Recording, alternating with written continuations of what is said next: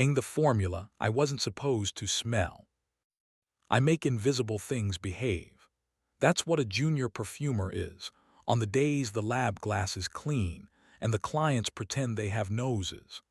I'm Theo, 34, assistant evaluator at Mason Oraline, a century-old house with ceilings that encourage secrets and a founder whose portrait smells faintly of iris if you've been in the maceration room too long.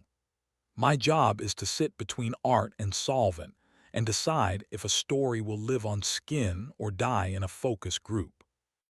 The morning this started, Paris was the color of a nickel, and our creative director, Camille, walked into the organ room with a strip in her hand and a problem in her jaw. Project 19, she said, voice low enough to imply lawyers, left the building last night. Project 19 was a hush word for a spring launch that smelled like rain, emphatically choosing whose balcony to fall on. It was built around an Accord Camille kept in a locked steel cabinet. Osmanthus cleaned of its apricot with a peeled metal aldehyde, a cumin politeness, a labdanum shadow. I'd helped her tune the musk to sit closer to skin, less laundry, more pulse. I had never seen her look afraid of a strip before. "Who has the key?" I asked, already calculating how many doors I walked through yesterday, which ones might confess. "3 people," she said, "me, Henry in compliance, and our investor who insists on being charming," she exhaled. "Luke Garnier requested a midnight tour for a friend with exquisite taste. Security shows they entered the compounding room. The steel cabinet is intact. The ledger says nothing moved. And yet," she held up the strip like a priest with a wafer, "I found this under the organ." I took it. Paper remembers. Even before it reached my face, I felt it. A top that pretended to be shy and wasn't, an ozone trick that didn't belong to our accord, and then a bloom I recognized in my bones because I had put it there. The way the musk sank and warmed exactly at 19 minutes. I touched the strip to my wrist and waited. At the edge of the lift, a hiss of something I never show in public. Want. "They have it," I said. "They have a piece," she said. "We're missing 12 micrograms of a very expensive idea. We can reformulate." "We can," she said, "and call it version 2 the way lovers call it compromise." She let me keep the strip with a look that meant don't show anyone, and don't make me forgive you if you do. When she left, I sat alone with shelves of raw materials and the steady heartbeat of the GCMS humming in the adjacent lab. Fear in my job smells like paperwork. This fear smelled like my pulse. Luke showed up that afternoon with a grin in a navy suit. He's the kind of investor whose presence makes dishes clink less loudly. He knows a lot of words for money. He knows fewer for regret. "How is our spring?" he asked, as if we were discussing weather and not theft. "Still raining," I said. He laughed. "Good, keep it raining." The friend with exquisite taste had a name and a face because Paris insists on mirrors. Myra Solange, gallery owner, unofficial ambassador for artists who don't yet know they're famous. I had seen her in photos, all clavicle and uncomplicated gaze. That evening I saw her in person because I am not good at skipping omens. She came to the lab door just before closing, hair twisted, mouth the color of a decision. "Camille?" she asked. "Gone," I said. "I'm the after-hours disappointment." "You're Theo," she said, as if she liked the taste of it. "Luke said you are careful and stubborn in pleasing proportions." "I am proportionate," I said. "Do you need something I can legally provide?" "Advice," she said, "and a nose." "The second one I have," I said. "The first one is priced differently." She came into the organ room like it was a cathedral and moved as if every bottle insisted she square her shoulders. Up close, she smelled faintly of nothing. "That is a choice. I'm choosing between 2 perfumes," she said, "for an opening next month. Luke wants me to wear your new thing. Another house wants me to wear their argument. She smiled. I'd like you to tell me which one makes me look more dangerous. She opened a small velvet pouch and took out 2 vials with anonymous labels, 19A and pale. The restraint was the tell. I held out blotters and she dipped with an unpracticed steadiness. The first cut across the air like bright metal, then softened into apricot ghost and clean heat. Project 19's curve. The second was more obvious, a showstopper with fruit that announced itself 3 rooms ahead and musk that made promises it couldn't afford. Smell them on skin, she said, and held out her wrist with a composure I wanted to undress. You can put the second higher, she added, pulse visible in that small window between vein and cuff. Do you always pose loaded questions in laboratories? I asked. Only when the room will tell me the truth, she said. I touched the paper to her skin and watched the way the alcohol brightened goose flesh. I leaned in. The first wore her like a secret, the second colonized. The skin chose with the indifference of all honest surfaces. My mouth was inches from her wrist. She didn't move. Which am I? She asked. Complicated, I said. That one, pointing to 19A, makes weak people think they are brave. This one, the fruit-heavy pale, makes brave people behave like fools. And you prefer? She asked, tilted toward me. I prefer people who don't outsource their courage to bottle design, I said, and she laughed, and the room's temperature moved 1 degree. She put the vials back. We used your cabinet last night, she said, not apologizing. Luke believes in testing under conditions that feel like sin. You broke NDAs, I said. We bent, she said. The cabinet didn't scream. It doesn't need to, I said, and held up the strip Camille had found. Myra looked at it and then at me and then at the steel cabinet as if it might sprout an opinion. I left that under the organ, she said. Her honesty blew right through my chest. I didn't mean to. He wanted to see if it made me say yes faster. A small smile. It did. We build that effect on purpose, I said. I assumed, she said, and then it followed me home. Her bracelet clicked against the table. I'm sorry for the theft, she said, and the phrase sat between us like a third wrist. But I won't say I regret smelling like that for an hour. It's not about regret, I said. It's about time. Once a thing exists in the wrong room, it begins to exist everywhere. She studied me. Are you asking me to give it back? I'm asking you to forget it, I said. She smiled, tired. Men ask women to forget all the time, she said. Why should a smell be different? I didn't have a good answer. We stood too near in a room built for memory. She reached out, 2 fingers just touching the front of my shirt, a riskiest of small gestures. Still there? She asked. Still, I said, and we both heard what I just admitted. She left with the vials in her pouch and a promise to choose something that breaks the right hearts. When the door latched behind her, the room felt suddenly full of witnesses. Camille wanted a plan. The plan involved rebalancing at the base, hiding our curve under a new shape. We spent 3 days in the compounding room, eyes stinging, writing small numbers as if they were spells.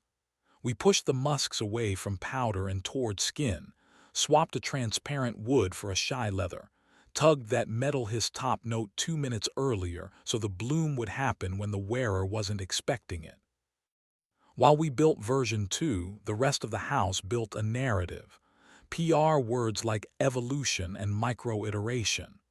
Luke came by with champagne and a grin and kisses for cheeks that had never agreed to kisses. You artists, he said, always chasing perfection. We're chasing you, Camille said. You're in the way. Luke laughed. Charm me and stop worrying. Myra is loyal. She will wear ours. She is loyal to herself, I said too quickly. He looked at me a beat too long. Then we should make ourselves irresistible, he said. That night my phone buzzed with a message from a number I hadn't given out. I chose Café en Rue des Trois Frères, 10 M. The cafe had sugar stuck under its fingernails and a view of people who could afford not to hurry. Myra sat in the corner in a charcoal sweater and the kind of jeans that make you understand fabric. She wasn't wearing perfume, and somehow the absence felt like a proposition. "I owe you honesty," she said. "I wore pale yesterday for a lunch with a donor. He threw money at the problem. It worked. I felt dirty and effective." She looked at me straight. "Tonight I want to wear yours." "The new one isn't finished," I said. "I didn't say yours the way Luke would say yours," she said. "I meant you, your mouth on my wrist telling me where the smell should soften. Don't mistake my ethics for a vow of celibacy." She took my hand and placed my fingers lightly under her jaw where the skin is thin and drama is cheap. "Make a recommendation." I put the back of my free hand to my own throat, a ritual to remind my body there is temperature that isn't her. "Version 2, I said. "Right now it's a little colder on paper and warmer on skin. It forgives slower." "Good," she said. "I've had enough quick absolution." We didn't kiss in the cafe. We did what you do when you understand that 2 inches is a paragraph longer than either of you can read. When she stood, she brushed past, and the small electricity of fabric on fabric sent my discipline down the stairs ahead of me to make sure someone caught it. The lab the next morning smelled like victory and compromise. Camille approved the revision. Henry, in compliance, printed a proud certificate that said the formula we just finalized matched the formula we'd never released. Everyone lied in the correct direction. Luke scheduled a dinner. Dinner at Mason Garnier is the kind of theater where the waiter is a character and the butter is a monologue. Myra arrived at 9 wearing black and version 2. Luke greeted us like family he had paid for. Camille tolerated him with grace. We sat at a round table under a chandelier that had forgiven a lot. "I like to think of perfume as a vote," Luke said. "You broadcast who you agree to be." "Votes can be bought," Camille said. "Not always," Myra said, eyes on me. Heat rose under my collarbone. Halfway through the second course, a woman materialized at Luke's elbow, a red dress, a face that could convince officials to stamp papers faster, the attention economy in soft curls. "You didn't tell me you had Theo tonight," she said to Luke, like a line she'd practiced. "Your junior perfumer with the decent hands." "This is Nika," Luke said, amused. "She knows our world." I did know her, not personally, online. A consultant for 3 houses at once in the way that only someone very useful to all of them could be. There was a hint of aldehyde on her that didn't belong to us. She leaned toward me as if we were old friends. "You're the one who tuned the musk," she said. "I recognize the way it waits."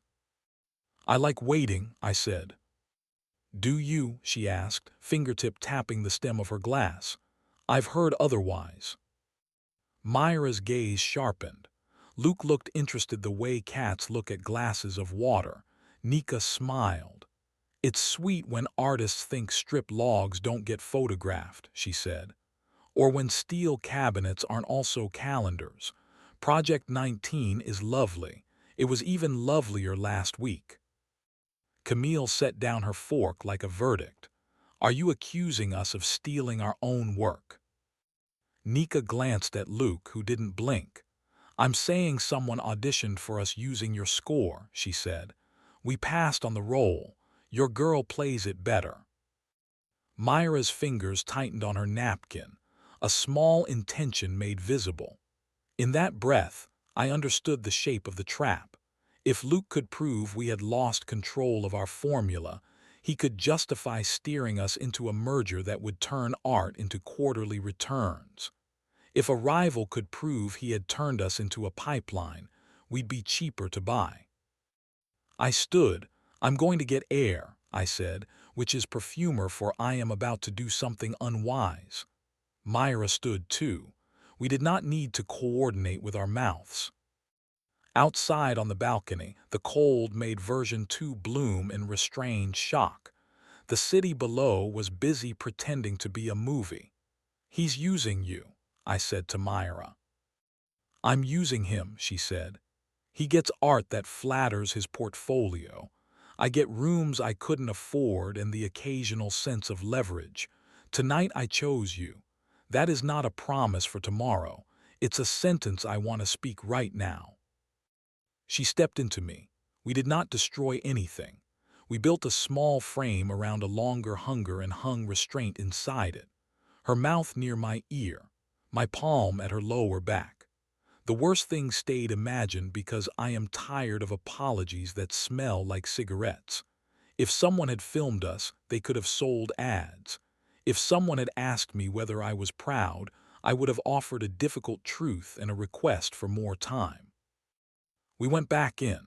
Luke smiled as if he'd been paid. Nika smirked as if she'd get paid later.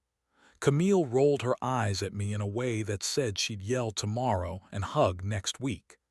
Henry texted me the kind of message compliance sends when it loves you but loves its job more. Launch day, the house was Lily's and expectation. The bottle was good, clean shoulder, weight like a promise. The press release was dishonestly honest. Myra wore version 2 and said words about skin and sky meeting on the city's shoulder that made me forgive language for a minute. Nika posted a story tagging 2 competitors and a question mark. Luke waited for numbers. In my pocket, a single strip. The first formula faded to almost. I sometimes smell it like a memorial and a lesson. People ask me what perfume is. I say, a story you tell at the radius of your body. They ask if stories can be stolen. I say, of course. They ask if love can be bottled. I say, if you like disappointment. Last week, Myra came by the lab alone. She stood in the doorway like a person who knows which rooms are worth keeping. I'm leaving Luke's portfolio, she said. We're founding something smaller, fewer zeros, more choices. That will smell wonderful, I said. She crossed the room, touched the front of my shirt with 2 fingers, the old liturgy. Still there. Still, I said. We didn't kiss. We let version 2 become the only weather in the room and agreed that sometimes intrigue keeps you honest by making you choose which secrets deserve oxygen. The cabinet stayed locked. The ledger stayed mostly, beautifully true. And somewhere, in a rival lab across town, someone tried to imitate our curve and failed in a way that made their accountants weep. Good. Perfume evaporates. That's the heartbreak and the mercy. You wear something brave, the world breathes it, and then it's gone, leaving only the part it taught your skin to remember. I go back to the organ, lift a bottle, and ask a question only my nose can hear. Most days, the answer is enough. On the other days, I walk out onto the balcony where the city is honest and the air is cold, and I put my wrist to my mouth and check, still there.